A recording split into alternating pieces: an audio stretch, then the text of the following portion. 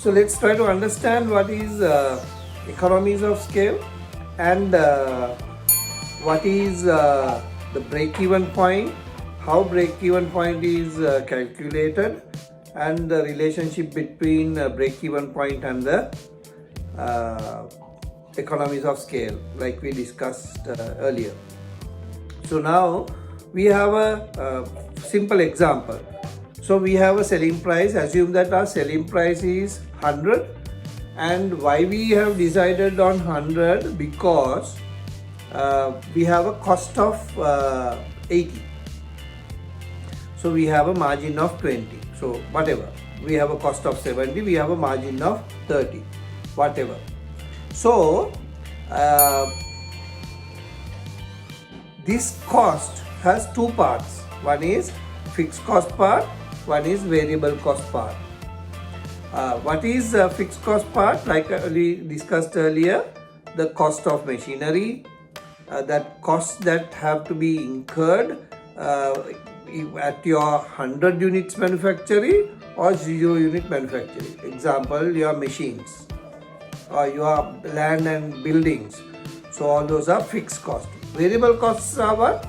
The cost will have to be incurred depending on the number of units that you manufacture, or depending on the number of units that you sell. For an example, fuel. So fuel will be based on total fuel cost divided by number of units that you manufacture. You can arrive at the per unit fuel cost.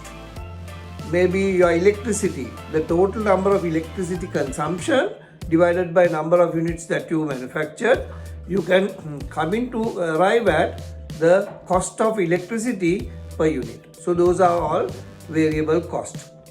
So fixed cost plus variable cost involved in a particular unit, we can call it the total cost.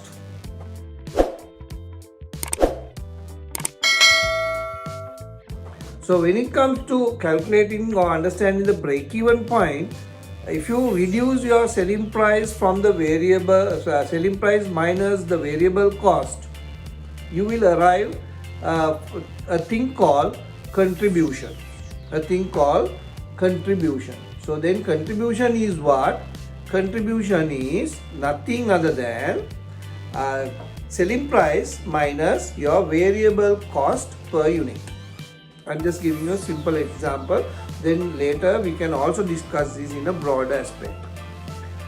So when the contribution, the inside this contribution or contribution consists of what? The profit margin and the fixed cost portion. So don't forget that the contribution is variable selling price minus variable cost is contribution. Contribution consists of the profitability and the fixed cost portion of that particular product. And break-even point calculation is nothing other than you look at your total fixed cost, machinery cost, land and labor, maybe executive salaries, maybe your computers, office equipments, all that.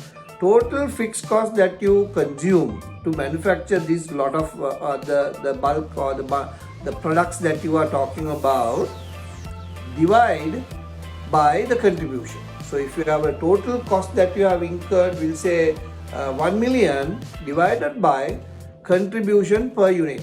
We'll say you have contribution per unit is 30. So 1 million divided by 30, that means that at which point you are 100% recovering your fixed cost and the variable cost through your production.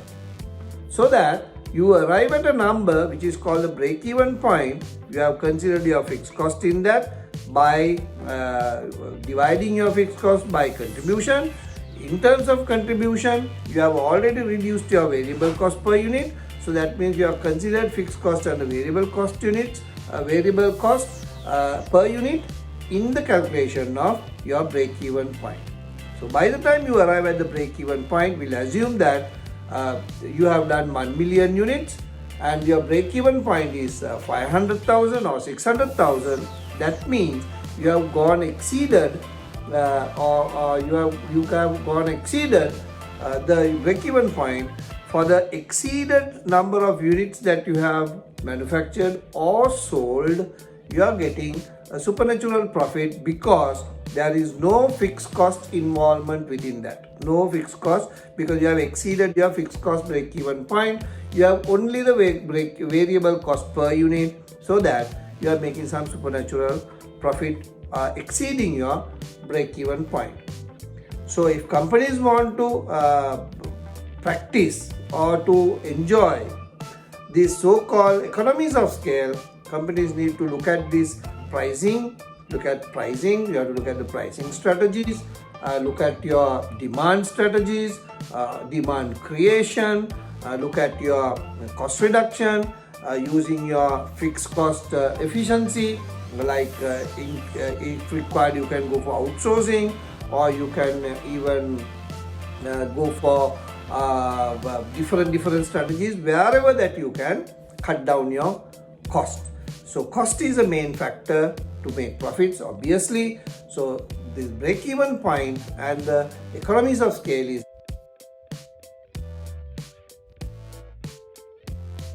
another strategy for a business to make higher profits and higher return on investment.